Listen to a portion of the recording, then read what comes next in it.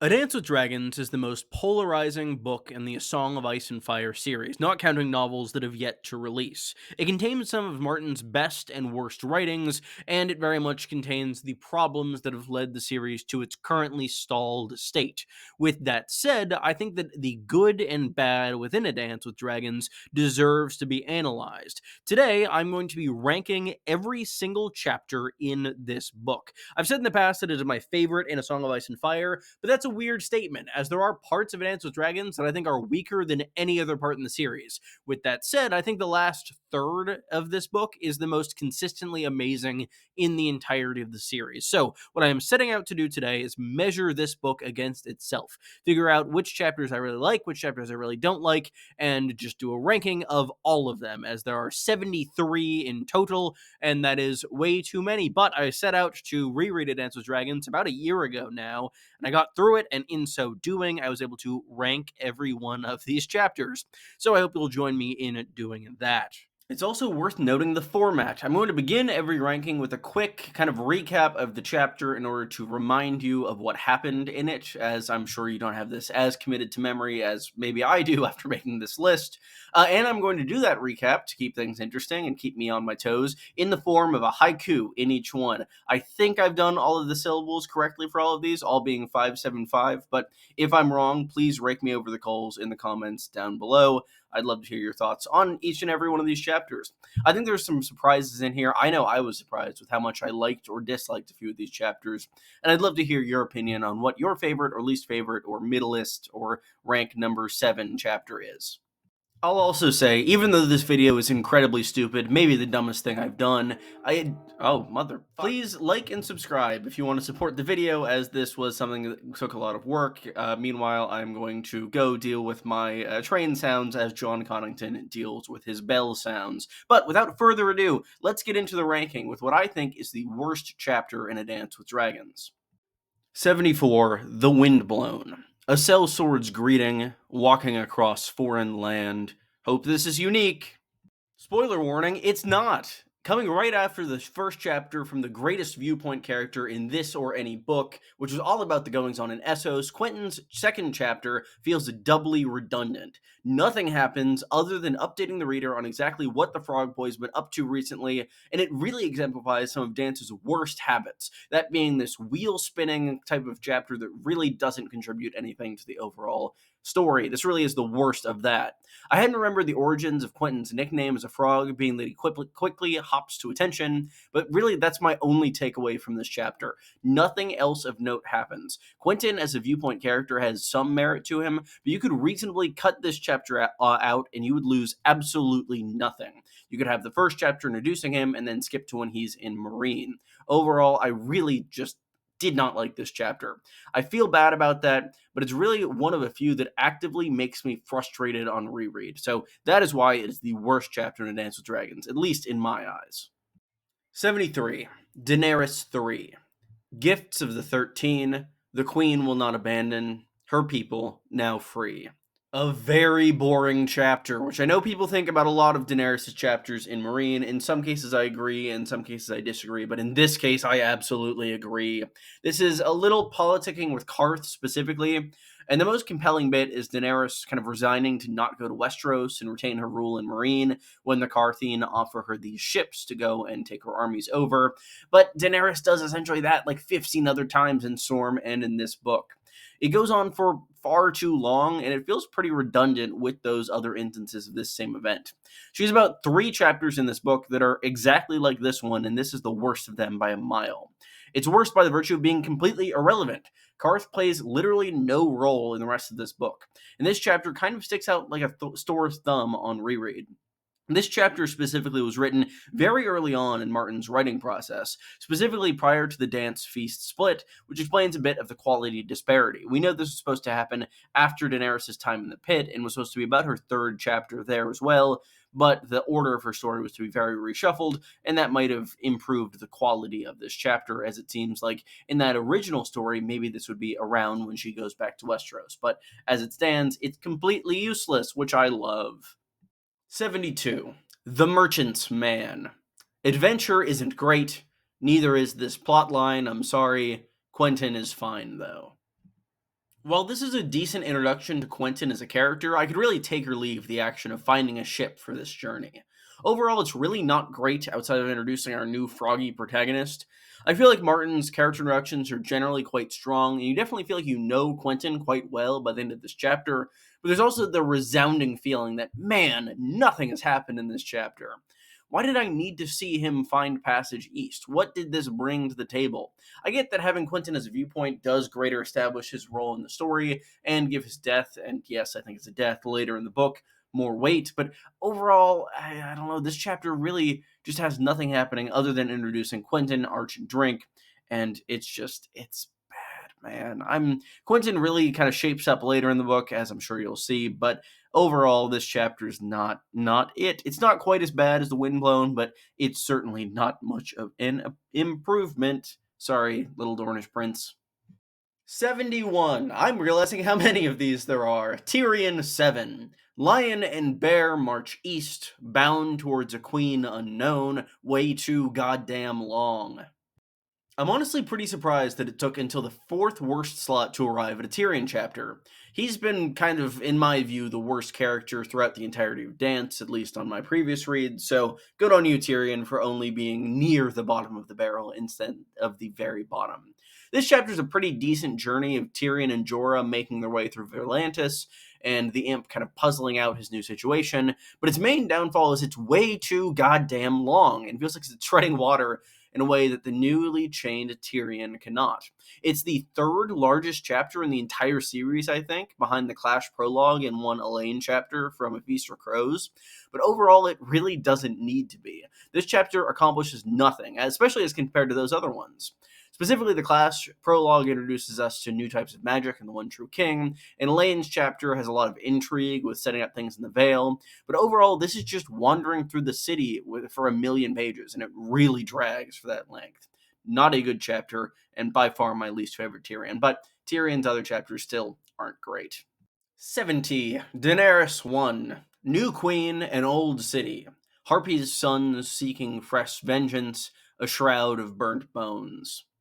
This serves as sort of an introduction to Daenerys' mindset in Meereen as we join her ruling the city for the first time. It serves as mostly a recap of what happened in Storm, which, I mean, I get the kind of reason for doing that. In our world, it had been 11 years between A Storm of Swords and A Dance with Dragons, so we hadn't seen Daenerys in a while, and most readers who aren't as perhaps fixated on this series as I am might need a bit of a recap, but on reread, it makes this chapter feel a little bit redundant. It does have a pretty good and sad ending that is very important for Daenerys' arc, which is her being presented with the burnt bones while she's ruling, and it does serve to very much influence her mindset of compromise and peace as she's ruling here. But overall, it really doesn't do much as a chapter. It tends to just spin its wheels, and overall, I would not really choose to reread this chapter over any of the chapters above it in this list. 69. Tyrion 10. Read this chapter drunk. Tyrion, others are sold. I am now sad now. For a while, I was trying to make sure that I read a chapter of this a day to make sure this video would come out in a semi-timely manner, which isn't true. But I did read this chapter drunk, which I thought Tyrion would approve of, and yeah, that seems to be reflected in my haiku. The best thing about this chapter is that there's a much better Lannister chapter immediately afterwards. We'll get to that much later in the list, and I'll let you know when that is. But the main bulk of this chapter is Tyrion and his friends being sold as slaves, which is pretty much just depressing. It's neat that they're going to fight in the pit as a way to cross paths with Dany for the first time, and Tyrion gets to show off a bit of his cleverness, but I feel like that's much better done in other chapters. I get what Gurm is driving towards with the Tyrion story, but this particular arc doesn't feel entirely necessary. Page space is drastically tight at the end of Dance, and this really wasn't a great use of it. But hey, at least Jorah gets beat up, which I am always a favor of in the books. 68. Tyrion 11. I can't read my own Roman numerals for some reason. Yezin rides pale mare, mummer slaves, sellswords escape, drop of the dragon. I really enjoyed the last scene of this chapter, but that's not enough to carry it very much on this list. It's a lot of catch up, learning what's been going on with Tyrion and Penny in the time since they were kind of fighting in Desnak's pit. It's interesting to learn that they were supposed to die there via the lions, but it is also cool that they survived because I like Tyrion and don't want him to get eaten despite the fact that some of his chapters aren't the best.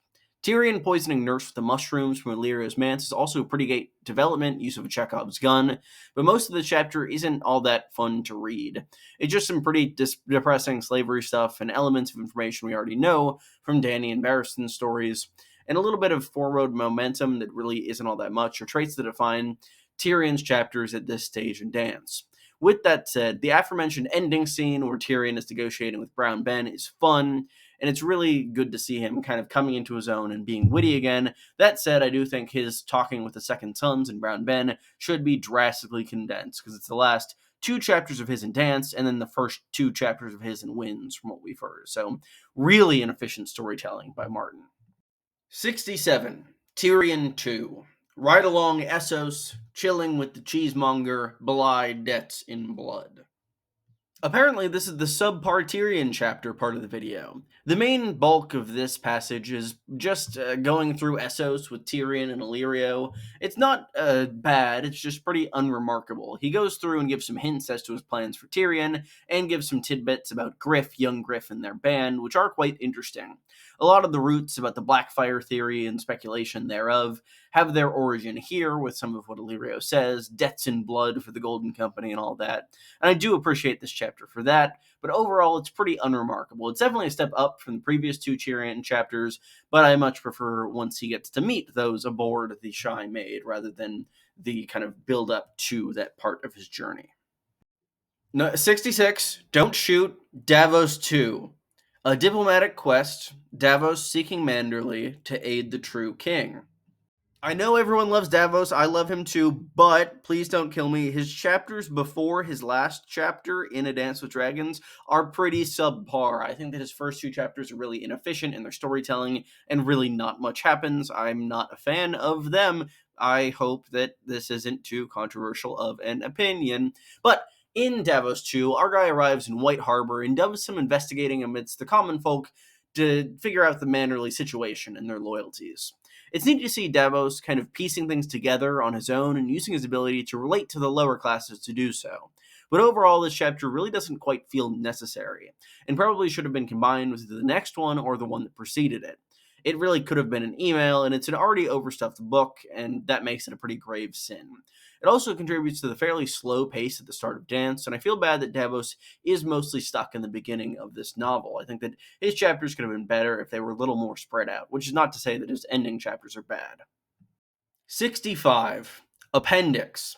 Maps and lots of people. Wow, look at these families. Isn't all this neat? The wiki counts this as a chapter, so I'm including it to avoid snarky comments. I'd rather read the appendix than any of the chapters I listed before this. There's something to appendices, which, at least if you're a big of a nerd as I am, especially coming up at the very end of the book, seeing how they reflect the status quo at the start of that book. It's interesting to reflect on what changed and what the next book might look like in terms of an appendix, to see what exactly has shifted over the course of this novel. 64. Jon 8. A princess rides north. Should wildlings be allowed through? Disagreement ensues.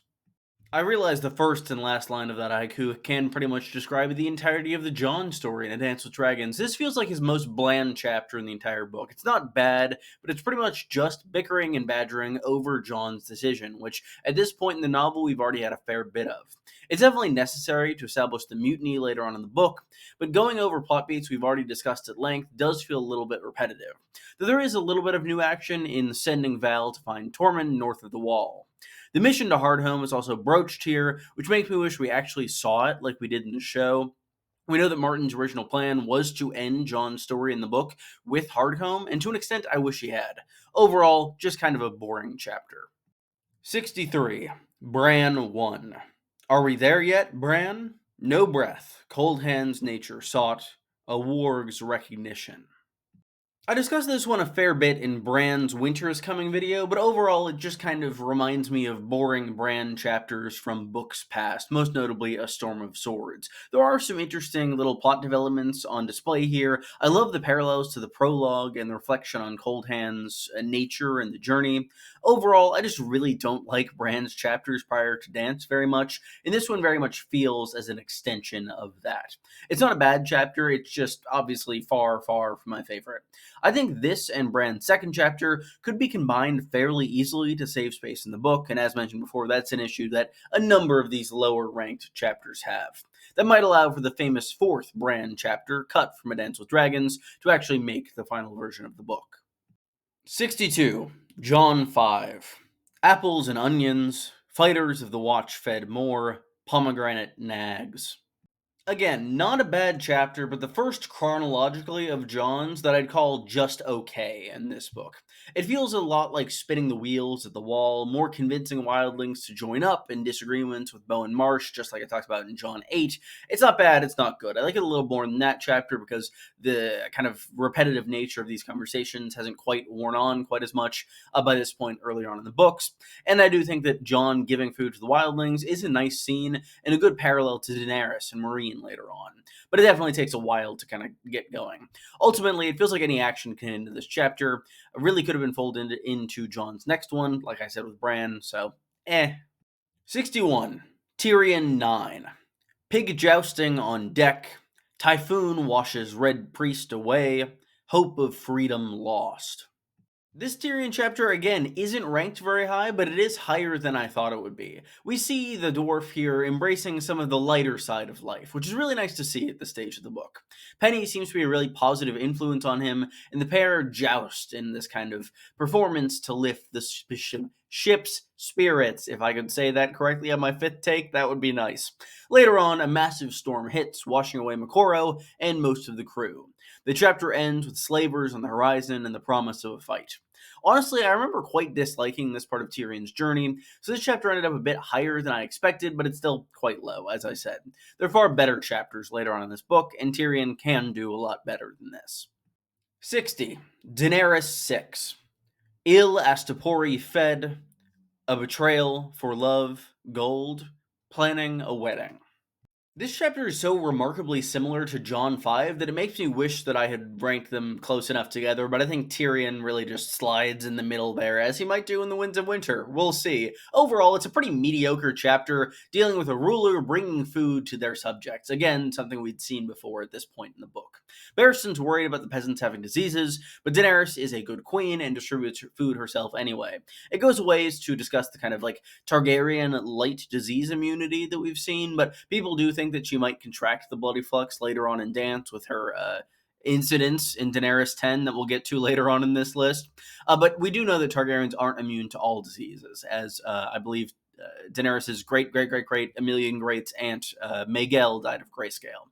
It's ranked slightly higher than Jon's because a bit more happens, most notably Brown Ben's betrayal and Dany finally hooking up with Euron in this chapter, which is just great to see. We all want to see it, and we're going to get more of that in Wins, I'm sure. 59. Davos 1. Davos Northern Tour. Sistermen are pretty strange. Learns of Tywin's fate. It's a short chapter, but effective. Davos wheeling and dealing with the Sistermen. I had forgotten the Night Lamp was a real thing outside of that Winds of Winter theory, and it's interesting to note that part of Davos's fleet was shipwrecked on Skagos just before Dance, so that could reconnect for some of his journey in the Winds of Winter and catching up with some of his men who might already be there and already might be with Rickon. With that said, Davos's early chapters in Dance tend to be a little too very slow, which is why this chapter is placed pretty low.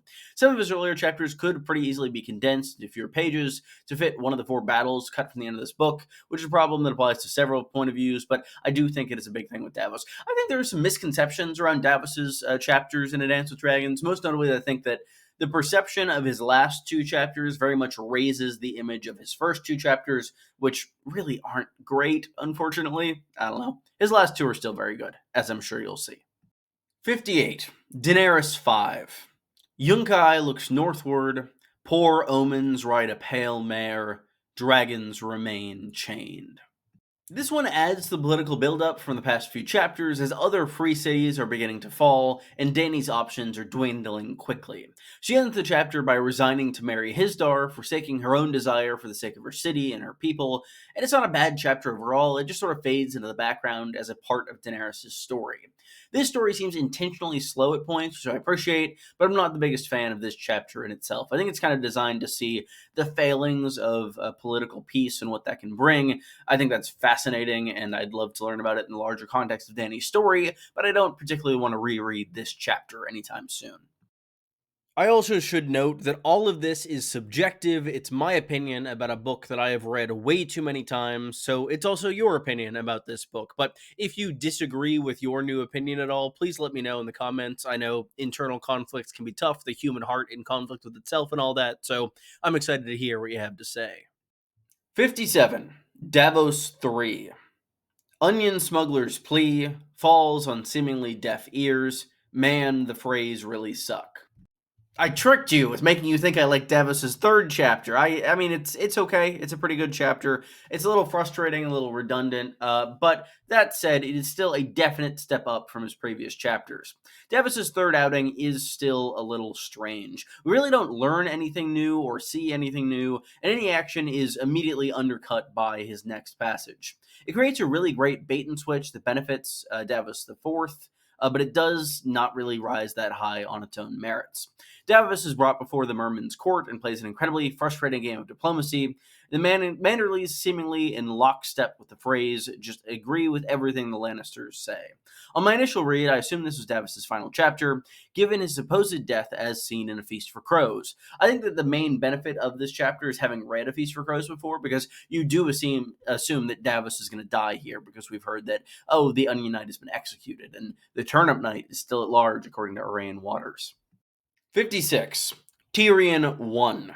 Drinking, depression, patricide is a bummer. Oh cool, some mushrooms.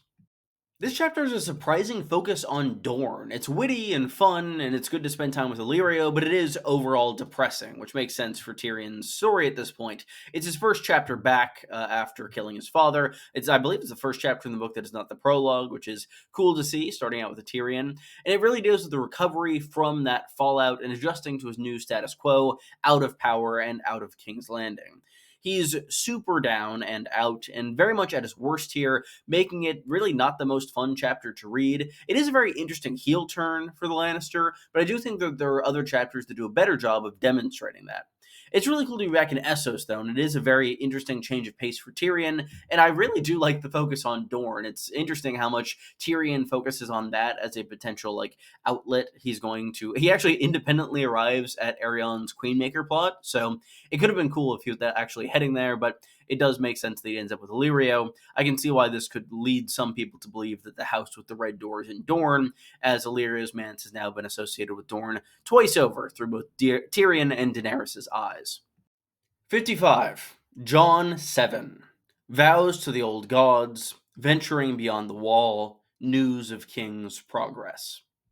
Uneventful. Jon leads recruits northward to complete their vows to the Watch, which is, nice and based of him. Overall, it's pretty basic, but it's not bad. I like the focus on the Weirwoods, especially given this chapter is immediately after Bran 3, giving the sense that Jon's younger cousin is very much watching this through the eyes of the Weirwood, and it drives towards this mystical connection between Jon and Bran that's often echoed in Mormont's Raven and elsewhere in this book. Other than that, really not much happens other than Bowen Marsh complaint number 688. 54. Tyrion 12. Still negotiating, Imp signs his deals in blood, flipping allegiance. Is this a bad chapter? No. Is it a good chapter? Probably. Do I hate it? Absolutely. Tyrion's final chapter in A Dance with Dragons helps me fully remember why I really don't like his story in this book. It is so inefficient. Martin talks a lot about sweating his work, gradually whittling down the fat through editing and leaving only the muscle. I usually see how that occurs. It's clear in the final text, but it cannot be the case here. Tyrion's final 2 chapters in Dance and 2 sample chapters from The Winds of Winter are incredibly slow and even more repetitive. I feel like they could be pretty efficiently each cut in half and stitched into only 2 chapters. One about Tyrion joining the Second Sons and switching their allegiances, the other dealing with the Battle of Fire in itself. As it stands, this chapter gets under my skin to no end on every single reread. It should be lower than this, but I mean, it's okay. It's a decent final chapter for Tyrion, and this is the last final chapter ranked in this book. So, I don't know. Bad conclusion. Bad chapter. 53. Daenerys 4. Harpy and dragon may soon wed in 3 moons' turns, a long path to peace. Meetings with the Green Grace, Hisdar, and Dario all reflect on Dany's true self and the compromises she's willing to make for the sake of peace. It's an incredibly rich chapter thematically, as it serves as kind of a core of this early part of Daenerys' arc, grappling with what can be done to keep the peace in Meereen. Why isn't it higher? Thematic resonance can only lift a chapter so much, and that's about all this chapter has going for it, in my eyes. The amount of spinning in her chapters generally, I see why Daenerys wants to break them. Definitely not her worst, but I can see why chapters like this contribute to the perception that the Meereen story and dance is just horrendous. I don't think it is, but I don't think this chapter or several other chapters are very strong on their own. 52. Jon 1. New Lord Commander, Kings of Fire, Walls of Ice, all who know nothing. Jon's first chapter out in A Dance with Dragons, we get some sparring with Stannis and some great first insight into Jon as a leader. It's lower than quite a few Jon chapters due to mostly playing catch up from A Storm of Swords, as that story left off pretty much right when Lord Snow became Lord Commander Snow.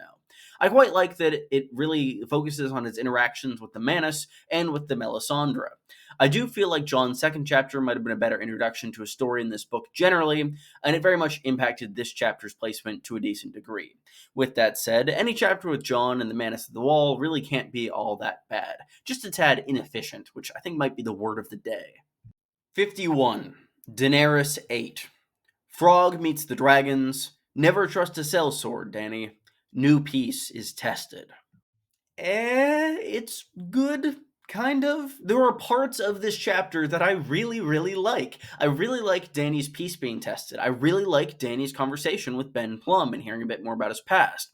I really like Quentin meeting the beasts that will one day kill him, unless. I really like Quentin's impact on the Daenerys story, and I wish he'd shown up earlier in the book rather than trudging through Essos for so long. That said, this chapter feels a little too discombobulated and overall repeats itself maybe one too many times. It definitely feels like less than the sum of its parts, though I'd count it as the last ungood chapter in Meereen, chronologically speaking at least. It's far from the best Dany chapter though, and that very much brings it down a decent bit. That said, good bones here. The bones are just kind of in the wrong places and sticking out everywhere. 50. Jon 6. Glamours, illusions, Bastard announces wedding to Lord Snow's sister. It's a pretty good chapter. It's a pretty good chapter. I really like the interactions with Mance, aka the Lord of Bones at this point, particularly his conversation about kings with Jon. It's a neat little detail and tip-off that Ghost likes him, which is a really interesting little bit of foreshadowing as to the wildling's true identity as Jon Connington. Melisandre's trickery is front and center in this chapter, with a focus on her vision of the girl in grey on a dying horse coming to the wall, which turns out to be Alice Karstark far later in the book, as well as several instances of her glamour, both on herself as Ygritte or as Mance as Bone Man. We also see Jon tested by Ramsay's marriage to fake Arya for the first time, which is a recurring theme and temptation for him throughout the novel, which is good. 49. Daenerys 2. 9 slain by Harpy, remember the undying, glass candles burning. This one deals a lot with the worsening attacks of the Harpy and Dany's retribution growing harsher. Many echoes of the Red Door and the possibility of a simple life throughout this one, and it's a really interesting reflection of what Dany truly wants as to what she feels she needs to want as a ruler. I wish it dealt more with the end of the previous chapter, specifically the aftermath of Drogon killing the girl Hesea. This is actually a surprisingly good chapter for Barristan Selmy. He tells the story of his escape from Westeros, which is really fun, and he takes Dany's comment from the previous chapter seriously. She makes a joke about like, oh, a queen must have a strong bottom to be able to sit on the throne for so long, and he just brings her like a ton of pillows, and it's really cute, and I love Barristan. Overall, it's definitely a step up from Daenerys' initial offering in this book, which mostly read like a recap. Here, stuff actually starts happening, though the wheels are beginning to spin a little slowly for my taste. It's definitely not the worst Dany chapter ever, as the lower part of this list would demonstrate. 48. Bran 2. Whites bursting from snow. Under the earth, dreamer awaits. Blood Raven lingers. Into the cave we go. Lots of magical stuff going on here. A lot of great fodder for theories that I really enjoy. It's always interesting to see a white attack in the text, as they're fairly rare, especially as compared to the show. And the most notable event of this chapter is the introduction of Bloodraven, promising Bran flight in its final words. After trudging northward for two entire books, it's excellent to finally reach their destination and have some payoff to Bran's potentially magical journey. On most fan lists I've seen, this chapter is ranked fairly high, and I truly have no clue as to why. It's definitely better than the average Bran chapter, for sure, but I think it's pretty standard overall. It balances between kind of the boring travel beginning and the pretty interesting magical end, which leaves it roughly middle-ish of the list, slightly below mid in my eyes. 47. Tyrion 8. The Stinky Steward, Tyrion, Penny's Guilt, Loss, Darkness in the Flames. This chapter was quite the surprise. I don't remember liking any Tyrion passages after the Shy Maid, but sailing along on the Stinky Steward, being introduced to Makoro, and Tyrion's heart-to-heart with Penny all lift this chapter up pretty high. It's all quite strong writing. I remember disliking Penny on my first read-through of Dance, but as time goes on, I really appreciate what she does for Tyrion's arc in this book, and looking forward into wins. She's very much a character that he is going to hinge on, whether or not he embraces her advice of maybe being a bit more positive about things, or completely shuns it and goes down an evil path, which the latter of those seems to be the main focus of his arc, and will likely be where he goes in the Winds of Winter.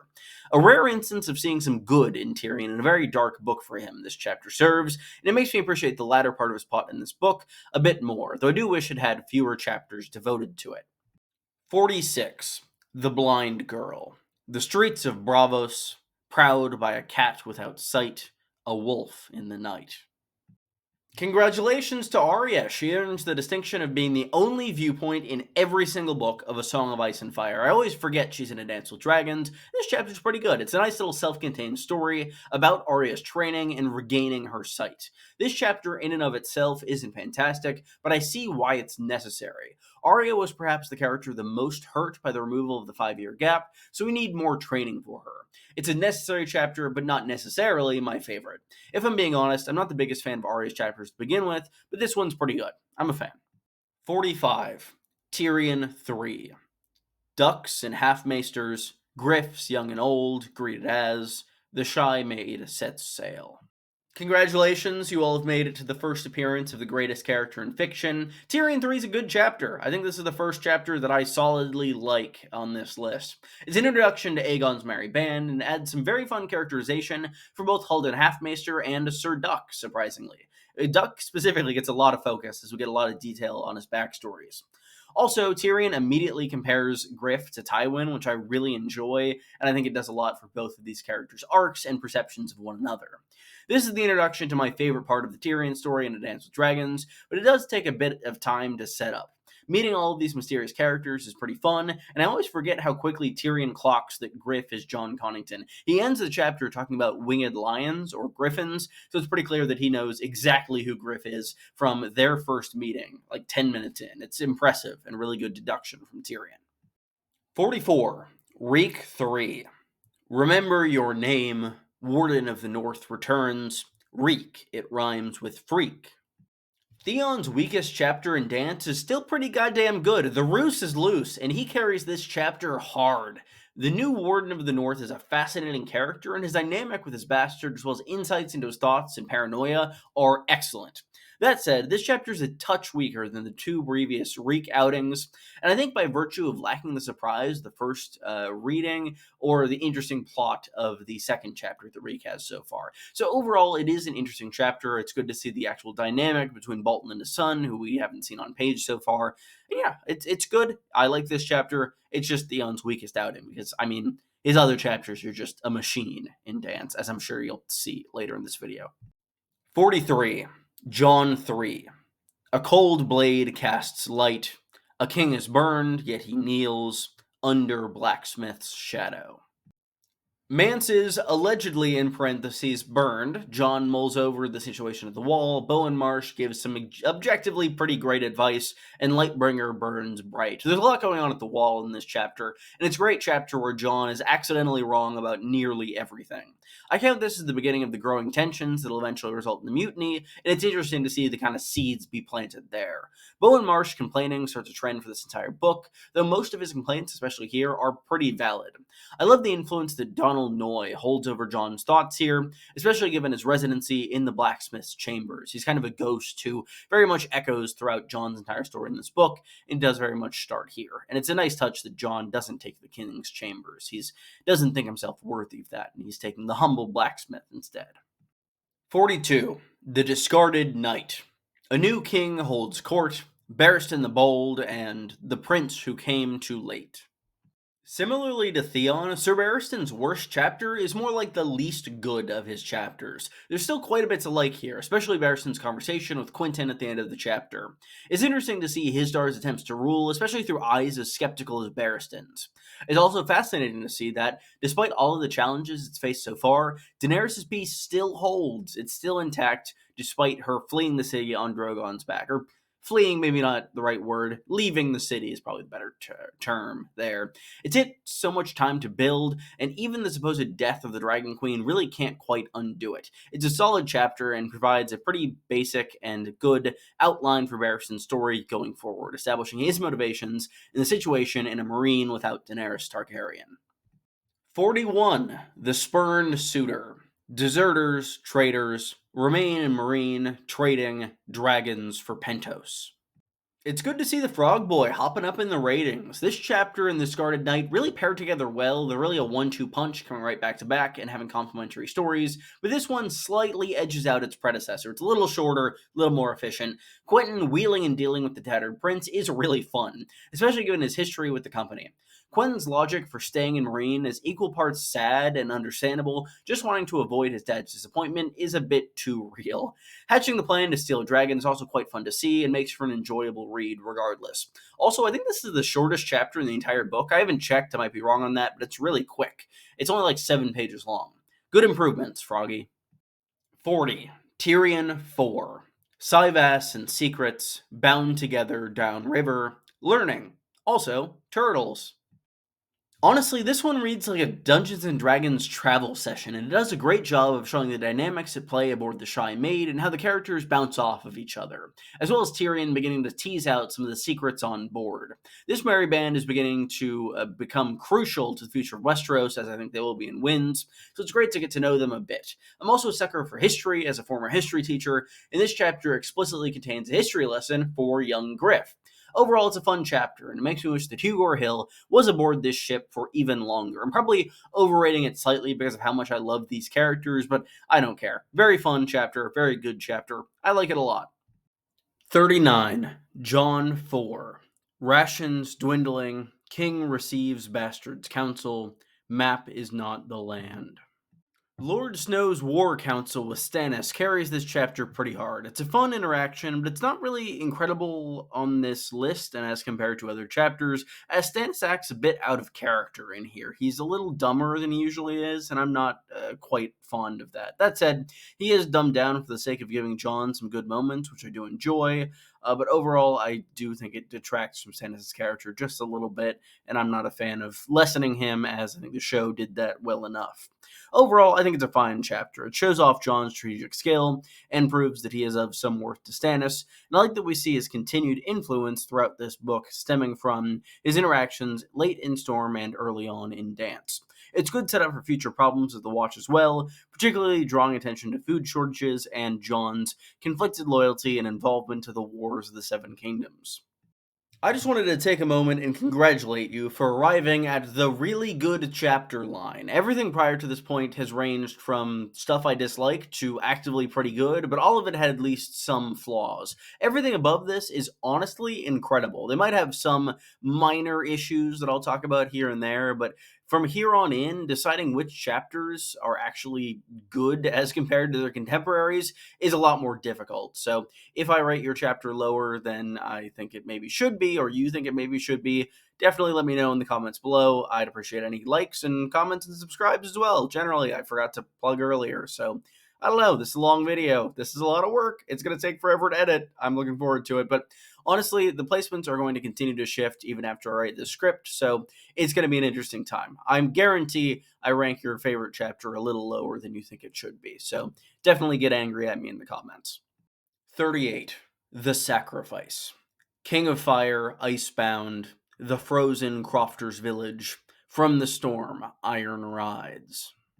I've seen other people rate this quite highly on their chapters, and I hate to say that I don't quite get that. That said, it's not a bad chapter. I quite like it. I just think it's not Asha's best chapter in this book. It's great to check back in on the one true king this late in A Dance with Dragons, as he's been off page for a decent bit by the time we get to Asha's final chapter. But overall, this mostly bends into her previous outing. I really enjoy the ending with Theon and Tycho emerging from the snow, as it is a really fun surprise and wraps up his arc quite well, with him returning to Asha and mirroring the kind of same situation from A Clash of Kings, where we saw Theon not recognize Asha. Now we have Asha not recognize Theon, and it's just really cool. I don't dislike this chapter, I just don't hyper love it. It's quite good, and I really like Asha as a character, and I'm very excited to see more of her in Winds. As we know, her first chapter in that book is likely going to be in the middle of the Battle of Ice, at least according to the Asha fragment. So maybe that's changed in the last decade, but who knows? 37. The Prince of Winterfell. Winterfell wedding. Turncloak returns to a ruin. Some Frey pies are served. While this chapter is quite well written and very good, it's also horrifying, and that causes its placement to suffer a bit because I don't quite enjoy rereading it.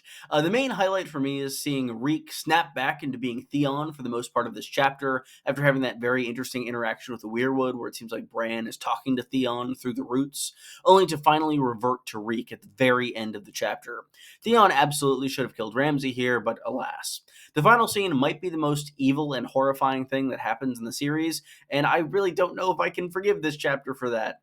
Worse than the show scene in some regards, but also not in other regards. I think the show scene is probably worse overall, and definitely just as kind of gratuitous and doesn't serve any narrative purpose, but it's overall a horrifying end to a chapter that really limits its placement. Also, we get to see the Frey pies served, which is quite fun, and always good to see Wyman Manderley at his scheming. So, good chapter. I'm scared and feel queasy, though. 36. John 9.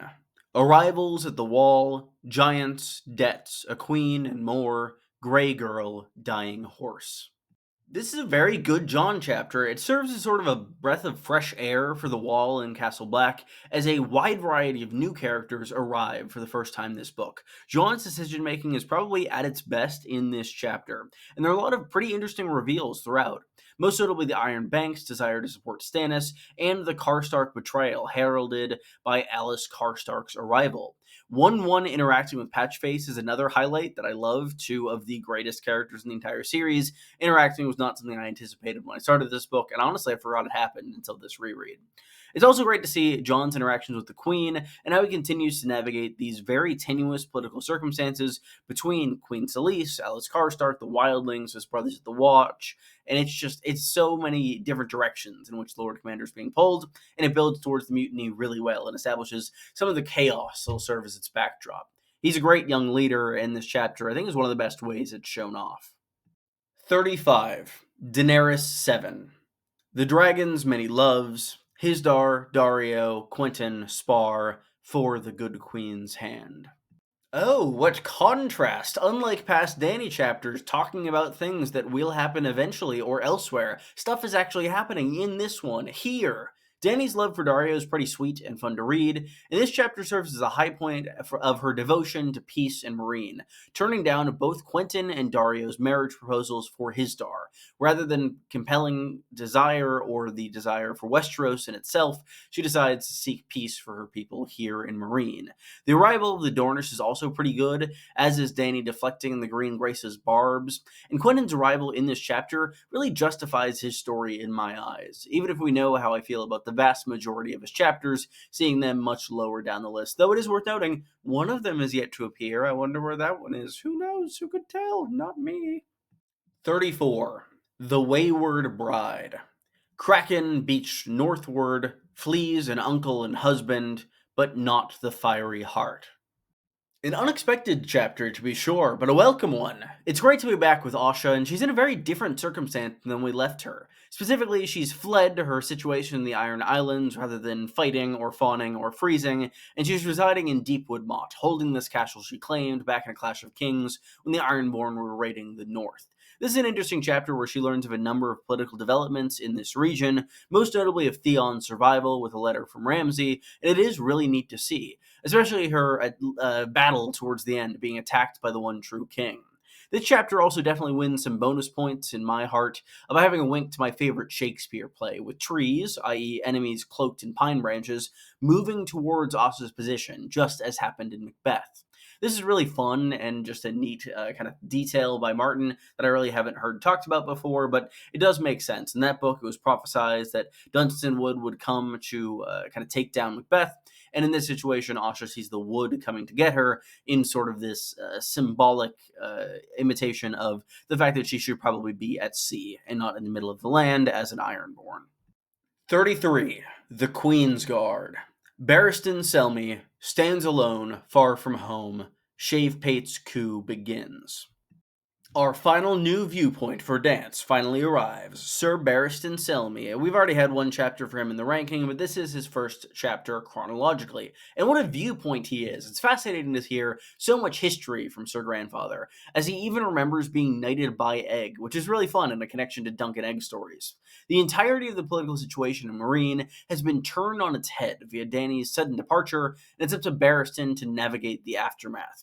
He reminisces on the White Book, reflecting poignantly on the fact that the worst among the Kingsguard are those who try to play the Game of Thrones. He then immediately begins trying to play the Game of Thrones. The Shavepate is a really interesting schemer here, and I really enjoy how much his manipulation of Barry mirrors Littlefinger's manipulation of Ned Stark in Book 1, even down to the false catspaw. Overall, it's a great introduction to a viewpoint character who makes fantastic choices and doesn't remind me of Ned Stark at all. 32. The Queen's Hand. Council rules Meereen. Barristan reflects on battle. Sky raining corpses.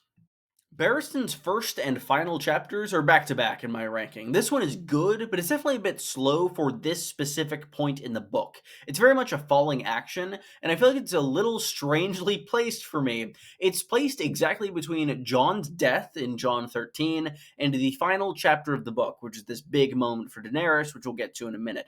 It's just kind of bolted in between them, and I feel like the book might have been a bit stronger if it were to be like, I don't know, the Queen's Hand, and then Jon dies, and then Daenerys has the events in the desert, or Dothraki Sea, excuse me, or those two are flipped in and of themselves. But overall, this is still a very good chapter.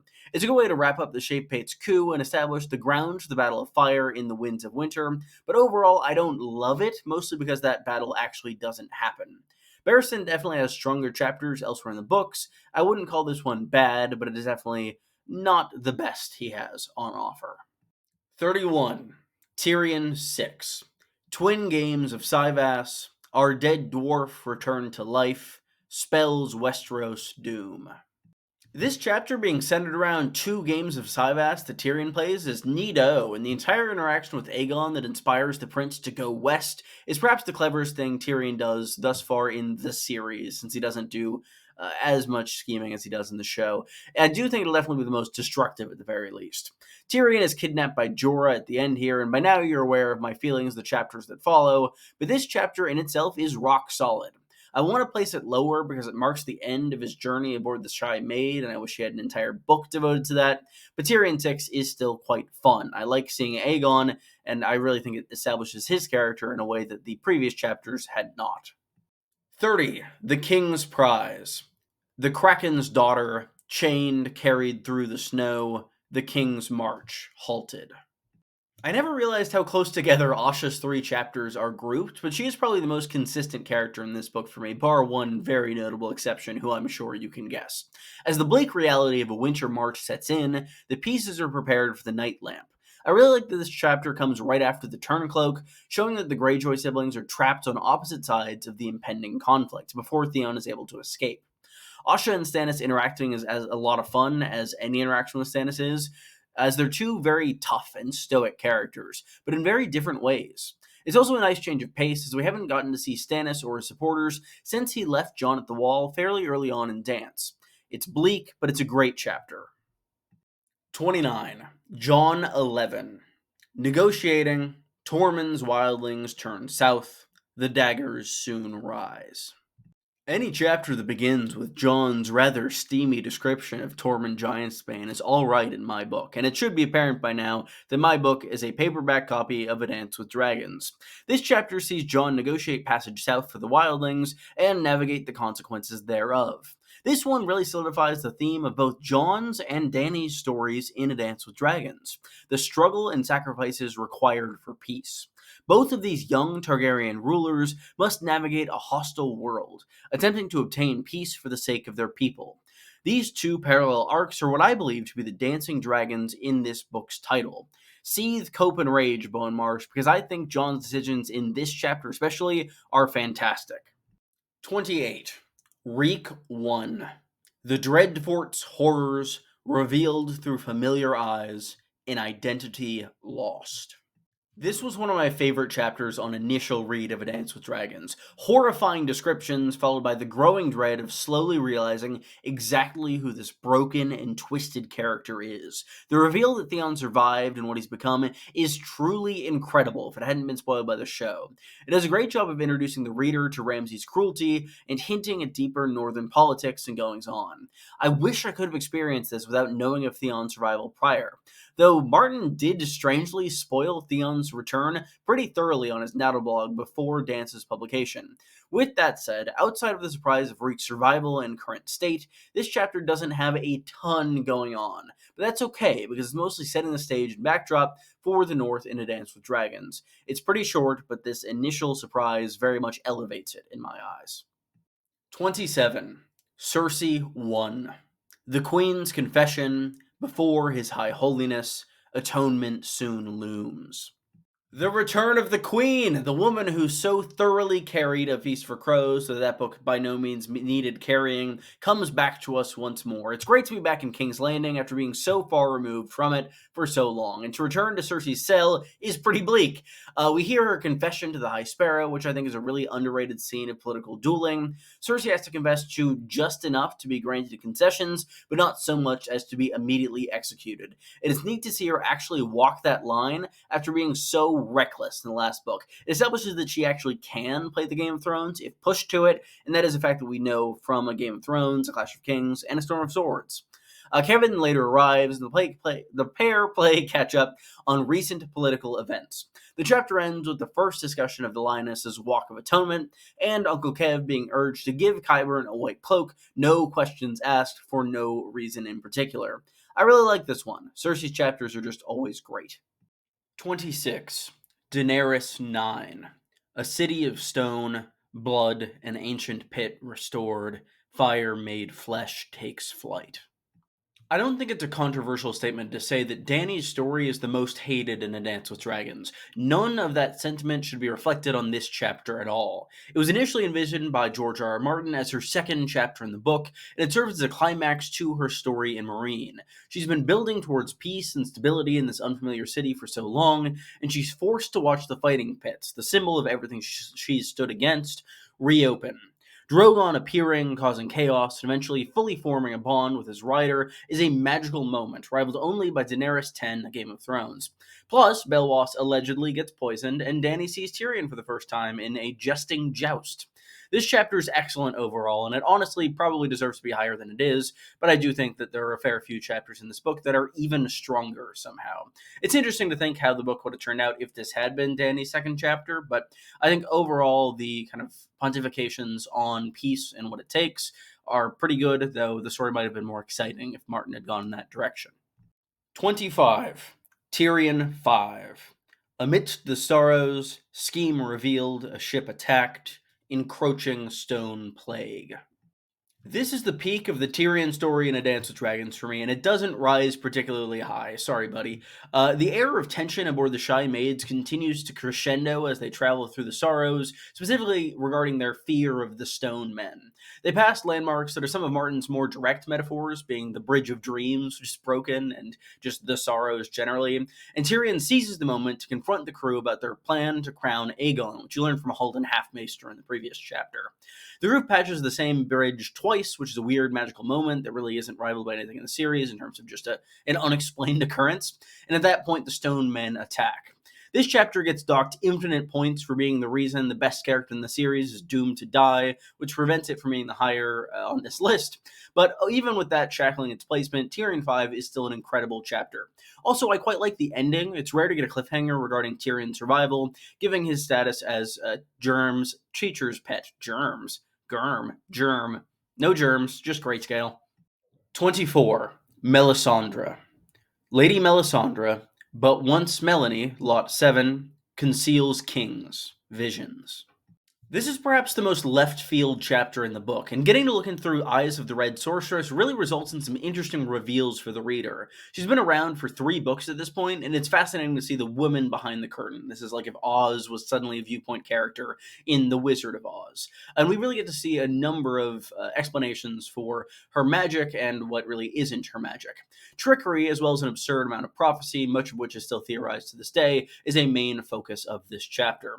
The ending with the reveal of Mance Raider surviving and being illusioned by Mel is a great choice, as it's foreshadowed earlier in John's chapters and is very important to the story at large. And it's cool to actually see this reveal through Melisandre's eyes, who actually already knows about it, as opposed to John, who, like the reader, is in the dark.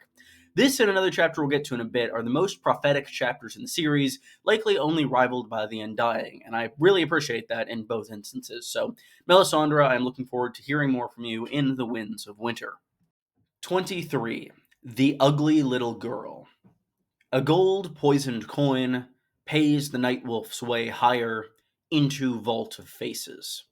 I have something to confess. Please don't kill me for this, but I think I'm just not really a huge fan of Arya's chapters generally. I think in the earlier books, they have a bit of a tendency to be meandering, and in Feast, you can clearly tell that she's one of the characters who very suffered by the removal of the 5-year gap, as I talked about with the blind girl. With that said, this chapter is pretty great, and it's one of my favorites she has in any book. Her time at the House of Black and White has moved pretty slowly up until now, but here we see a number of fascinating developments. Arya claims her first kill for the organization, and I really like the method of doing it. It's not her, being a super cool ninja assassin badass. She actually just kills him with a poison coin because he's a loan officer and always bites his coins to make sure they're authentic gold. She claims her first kill and subsequently begins to move up the organizational structure of this murder cult. We also get an interesting look at how exactly the Faceless Men's magic works for the first time, which is quite cool. I'd forgotten that in the books, it's a magical ritual that involves cutting your face in order to don that of another individual.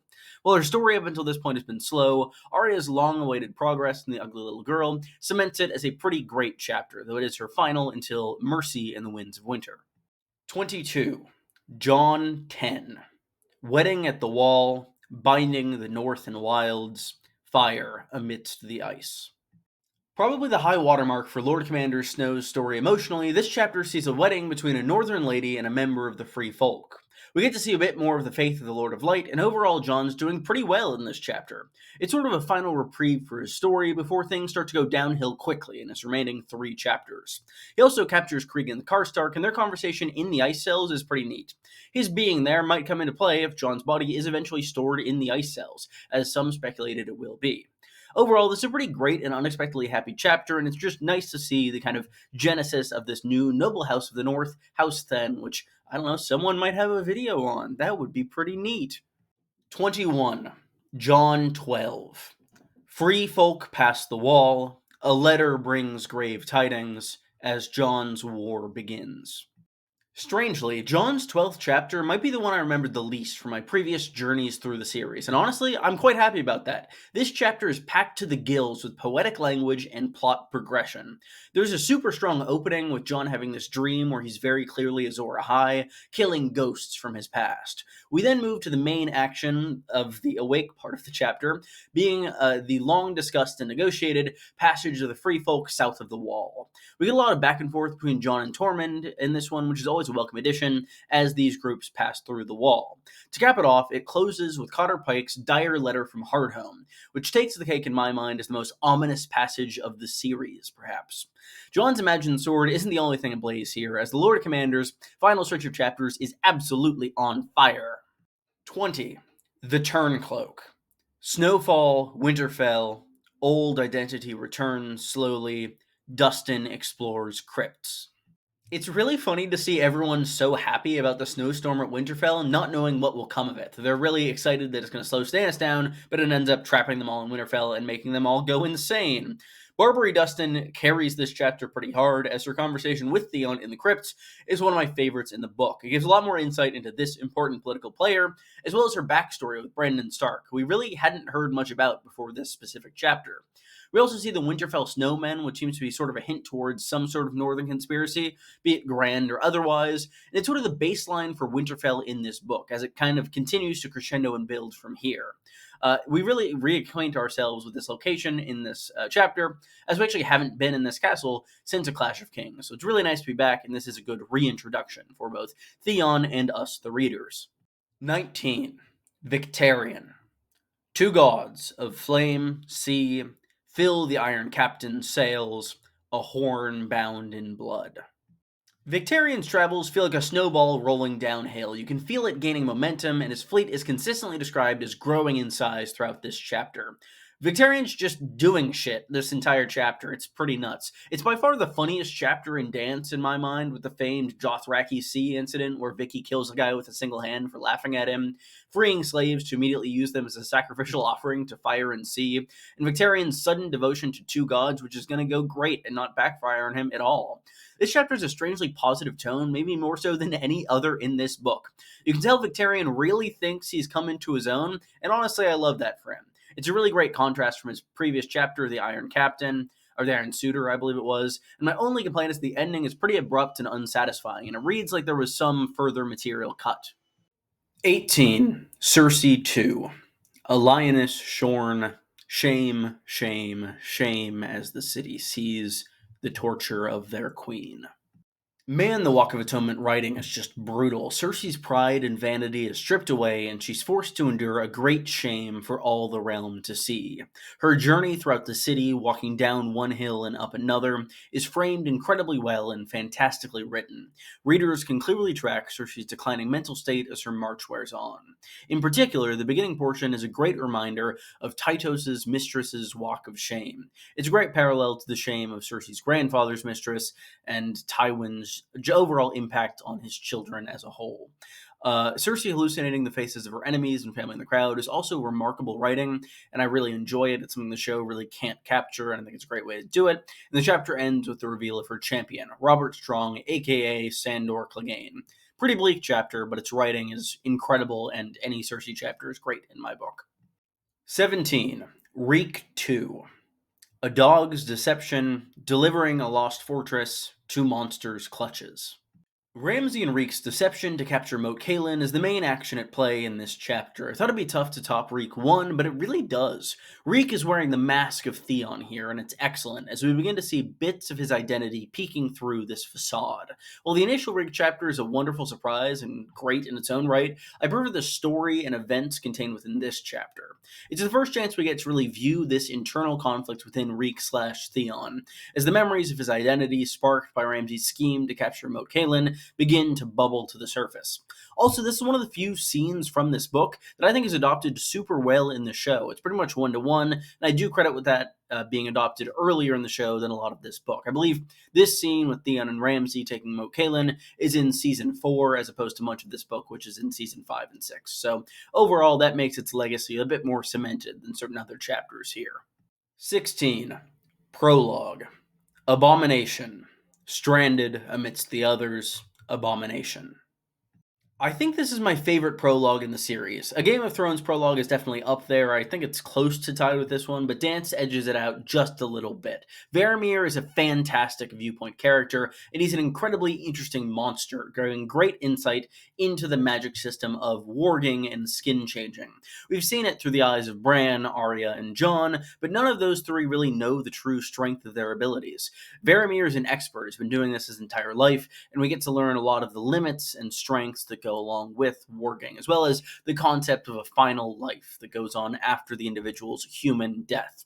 This ties in and sets up Jon's death and rebirth quite well, and overall it frames Bran's abominations and what he's done to Hodor and other things as being quite monstrous. Also, the others are pretty cool focus here, as they're pretty sparingly used in the books.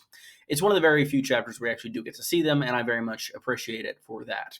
I do think this shapes how I feel about Bran and Jon, and I think it does a great job of establishing the wider context for Dance as a whole. Frankly, I'm quite surprised about how low I've ranked this, as I did think it was going to be a top 10 chapter when I started writing this list. 15. Jon 2. Kill the boy, Jon Snow. Gilly and Sam face hard truths. Janos must be the boy? I have to be completely honest here. This is the chapter that inspired this list. I got to Jon's second chapter in A Dance with Dragons on a reread this past, I think it was March or April. I think it was March. And I realized that, oh my god, this chapter is fantastic. And it would be interesting to rank how all of these chapters compare to each other, as I think it's some of Martin's best and worst work. That said, this chapter is definitely in the best category. It goes incredibly hard, and it's Jon's perspective on Sam's first chapter from A Feast for Crows, but with some added sprinkles, and those sprinkles are made of solid gold. It's the true birth of leader Jon, and it really is a must read, and I think it's the main introduction to his character for this book. I'm a sucker for seeing the same scene from multiple perspectives, and I love that we saw it from Sam's perspective the first time without having full knowledge of Jon's baby swap scheme, and now we see Jon actually coming to that scheme, carrying it out, and then some other extra elements as well.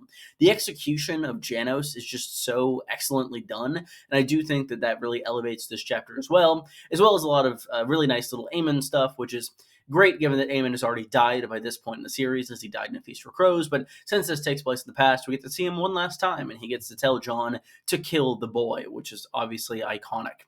This is a fantastic chapter that I'm thrilled to reread at any given point, and it's just great. However, it's not the best Jon chapter in A Dance with Dragons. It's time. Number 14, The Lost Lord. Golden and broken, the only dragon you need turns his eyes westward. I'm unbiased. This is complete. This is objective. This is completely just accurate. Everyone agrees with me, right? This is an all-timer in my eyes. I'm more than a little biased, as I previously didn't admit, but this chapter is just a banger regardless. The meeting with the Golden Company introduces so many memorable characters and serves as a quasi-small council meeting in the East, which I love. The reveal at the end with Jon Conn's grayscale is all around incredible. So much of this chapter focuses on Connington's growing impatience, and to have the reason for that haste revealed at the end is downright incredible. It reframes this entire chapter in a way that I love on reread. We get to see Prince Aegon through his surrogate father's eyes and get a bit more insight into who this potential ruler is. Also, I don't know how people can think Jon Connington is straight after reading this chapter. He clearly loved both Blackheart and Rhaegar, not in that order. This chapter this rules. It's fantastic, and it makes The Wind Blown, which comes immediately afterwards, look even worse by comparison. As I touched on, that chapter sucks. This chapter rules. 13. Jon 13. The false king is dead. Lord Commander will ride south. The fourth knife never felt. This is a tragedy and reads like the death of Caesar. The mutiny at Castle Black is an incredibly shocking moment, but like the best surprises in Martin's work, it's incredibly well built to and substantiated. While it's a surprise in that moment, the reader can easily take a step back and realize the slow burn of Jon's sometimes terrible decisions, alienating more and more of his brothers throughout this entire novel, built up. Finally capping off this string of complex political struggles, with Jon resolving to break his oath and ride south to claim Winterfell, is an incredible turning point for his arc. Both Jon and Dany spend this entire book grappling with politics and peace and the sacrifices they must make to maintain it, but ultimately end up giving in to their draconic instincts. Danny becomes the dragon, and John rides south just as he wanted to in the first novel, only to be stopped by his brothers in betrayal. I'm surprised at how low I had to put this chapter, but it simply could not fit into the top 10 or even the top dozen. This chapter spawned a million theories via the pink letter and John's potential death and resurrection, and for that I will always be grateful to it. Rest well, Lord Commander, but not for long. 12. The Dragon Tamer. Dragon Tamer's quest. The sun rises in the west and sets in the east.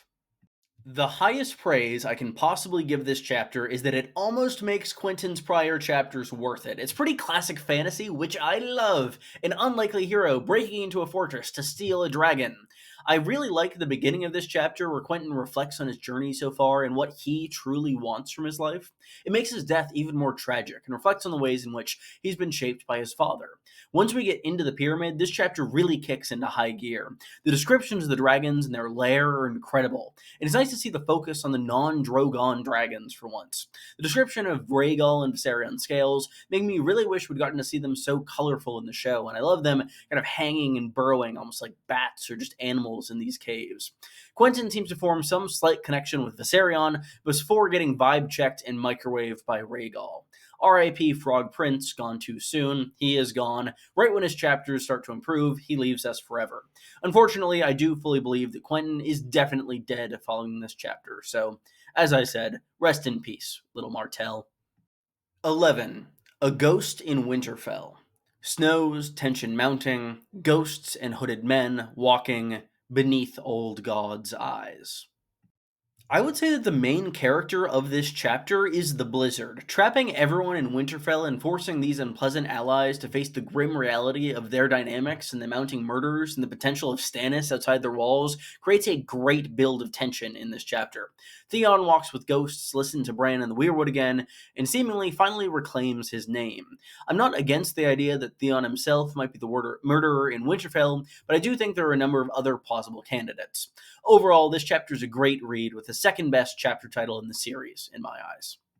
Top 10 time 10. Bran 3. Deep within the earth, a broken boy's gifts now stir as wed to the trees. This feels like a similar situation to the Dragon Tamer, where this kind of retroactively justifies a viewpoint character's chapters, but we've had Bran for 4 books instead of 1. It feels like the climax of his story over all of the last 4 books. The first paragraph of this chapter might be my favorite passage in all of A Dance with Dragons, and I highly suggest you reread it. Seeing visions throughout the ages and tripping through time is honestly incredible. This chapter is just all around dark and amazing. After getting through the entirety of the very magic light of Feast for Crows, Bran's final chapter in the 5th book is a showcase of the true power in the trees, as well as a greater look at exactly what the Stark Boys' gifts may entail. I just wish Martin's mystical 4th Bran chapter for Dance with Dragons had made the final cut, as it'd be fascinating to see how the story progresses from here, but there is much more dark magic on the horizon. Jojen paced real, this chapter rules. 9. The Watcher. A swan and a skull, the prince sets his plot into motion in the viper's nest. The magical parts of A Song of Ice and Fire are fantastic, but do you know what I like even more? Politics. People shit on Ariohota as a viewpoint a lot, but honestly, this chapter rules and more than makes up for his subpar chapter in A Feast for Crows. A tense dinner over the skull of the man who killed both Oberyn and Elia Martell, followed by an incredible conversation that sees Duran finally putting plans into action. I actually really like the choice of having Ario be the viewpoint here rather than Arion, both because they're going to be separated for much of the foreseeable future, probably forever, given that Ario is likely heading towards his death, but also Arion being more revealed allows for a kind of more objective view on Dornish politics here, and we're just seeing what Duran is saying the schemes are without knowing further detail on each of these individuals' intricate pieces in plans in each of these plots. The Sand Snake's trajectory is going to be incredibly interesting to witness in the Winds of Winter, and is very much set up by this chapter. Duran finally taking action, or at least telling other people to take actions, is incredibly intriguing to witness, and I've always loved this chapter. 8. Davos 4. Within the wolf's den, schemes revealed to an onion hand, soon Mummer's farce done. Please don't shoot. I know this is the best chapter in the series to a lot of people, and I love it, as I'm sure you can tell by its very high placement, but I don't think it's the best chapter in Dance with Dragons, and I hope you don't hate me for that. But I think that the four chapters that Davos has in A Dance with Dragons overall are underwhelming, but this single chapter makes it more than worth it. This is quite a payoff for everything Davos has done and all of his hard work politicking and trying to get support for Stannis. It's one of the best speeches in the series, delivered by a character who I really thought nothing of the first time I read this book. Wyam Menderly is so fun, and he is, I think, my favorite side character in all of A Dance with Dragons. His plots are fully revealed, or at least partially revealed in this chapter before he goes to Winterfell, which allows us to have a better view on him once we interact with him through Theon's eyes later on. We also get insight into what exactly is going on, and Rickon, who hasn't really been heard from or about since Clash of Kings, is finally mentioned again, and we find out that he's on Skagos. I think Wex is really cool. He's a really great little kind of hanging Chad the plot left in A Clash of Kings, and having him be the source of knowledge on Brandon Rickon's survival is just a fantastic idea. I'm really excited to see it and how that eventuates in the Winds of Winter. And I think the ending with him throwing his dagger like into the map on the wall to show that Rickon is on Skagos and not like outright saying that to the reader is just such a cool visual, and I can't imagine why they didn't do it in the show. I love Davos 4, and I'm sorry that it's so low. Number 7, Daenerys 10. Alone in grasslands, walking downstream aside ghosts. At last, fire and blood. I think this is the chapter that's improved the most in my perception upon my initial read of A Dance with Dragons. It's sort of a Brienne A Feast for Crows situation in that regard. I remembered it as sort of a letdown, just Dany getting sick in some fields for the final chapter, except the epilogue of such an exciting book. I hadn't really understood at that point exactly what this chapter was doing. By going to such a remote setting and removing all form of politics or intrigue, both the reader and Daenerys herself get to really step back and examine who she is. To me, the passage here almost reads as an echo of Cersei's Walk of Shame, as both queens hallucinate individuals from their past as they trudge towards their eventual future. Dany 10 serves as a rejection of the piece upon which her story has been based until now, and we see our viewpoint finally embracing who she is, a Targaryen. Compromise is left as ash by the wayside in exchange for fire and blood. What was that name of the little girl burned alive by Drogon who was once so important to Daenerys? She cannot recall. She is the dragon, and she has no such concerns. It's an excellent conclusion to her arc in this book, but it's not quite as great of a conclusion as the other dragon in this story. 6. Epilogue. The Lion's brother binds the realm to Tommen's rule until Spider strikes.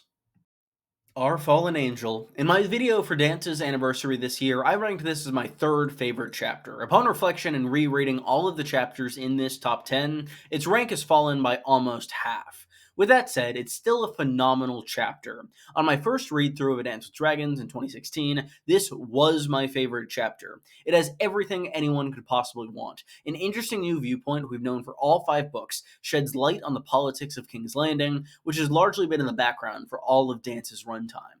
Kevin is a fascinating character who has served as a constant presence throughout the series, and knowing that he's doomed to die by way of being an epilogue viewpoint creates this incredible sense of tension that lingers like a cloud over this chapter. Small council meetings are always some of my favorites, and this one is no different. Seeing the powers that be in the capital beginning to respond to Aegon's invasion is fantastic, particularly Randall Tarley continually doubting that this is the real John Connington. After this meeting, Kevin's dinner with Cersei shows a bit of the old mad queening shining through her repressed demeanor after her walk of shame. The climax of this chapter arrives in the Rookery with the deaths of Kevin and Pycelle by Varys' hand. The Spider's final monologue is fantastic, revealing his true motivations at last, to advance Aegon's claim to the throne at all costs. It perfectly explains his actions over the series, and serves as one hell of a cliffhanger for the Winds of Winter. While this hasn't remained my overall favorite chapter in Dance, it's still an incredibly strong entry and one of the best in the series. Definitely the best epilogue Martin has written. 5. The Iron Suitor. The Iron Victory, depressed, monkey-infested, captain cured by fire. This chapter dares to ask the question, what if a pirate had depression and his therapist was a magic fireman? Back in my retrospective on this book from 2 years ago, or a million years ago, as I've written in my script, I called The Iron Suitor the most underrated chapter in the series. On reread for this video, man does it hold up. It's hilarious, first and foremost. My brother's gifts are poison, but I keep forgetting to kill and dispose of my brother's gifts. Taking thralls is fine, but selling people makes me feel weird. I'll let my associates sell people instead. Victarion mistrusted laughter, as people were always laughing at him. Victarion's fleet is scattered and dying, and he's pulling a Khal Drogo and beginning to die himself from a minor wound that got infected, both of which make him incredibly frustrated. He is unable to fight, as is his typical strategy. This unintentionally humorous and depressed tone evaporates in the final few pages as Makoro, the Red Priest, arrives and finally cures the Iron Captain's hand.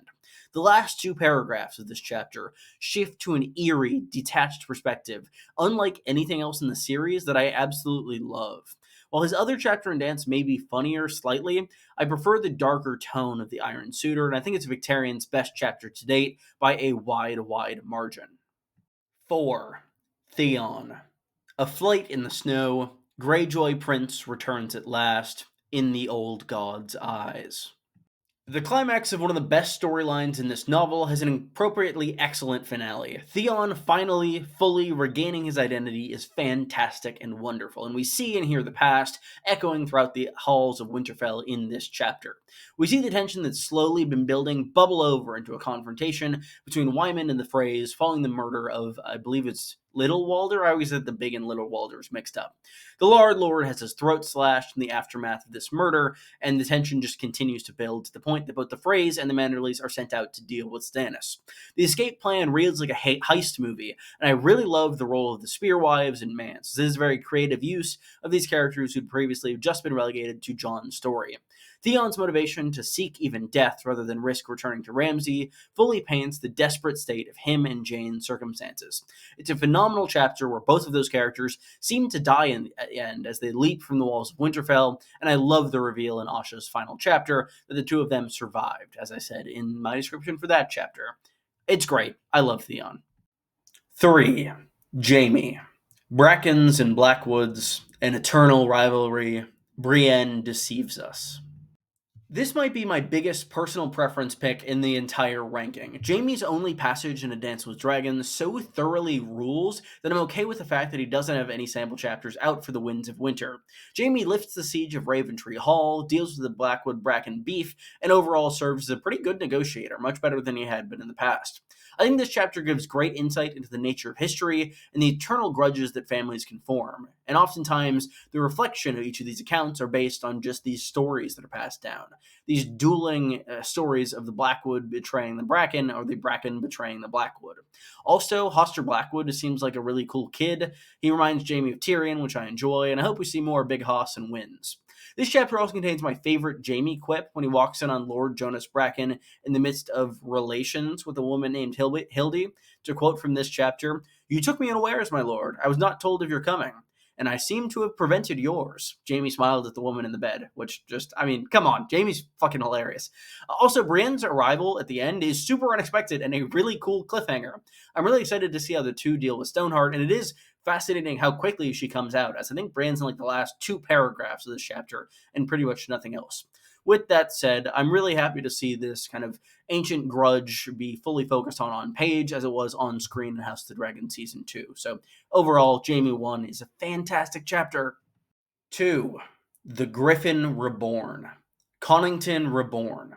Failed the father, shan't the son, a past set in stars. Yeah, it's all right, I guess, This is the only published chapter in the entire series to which I've already devoted an entire video, and honestly, it just gets better every single time I read it. It's so rich with memory and sorrow while progressing the plot in such fascinating ways as Aegon lands on Westeros.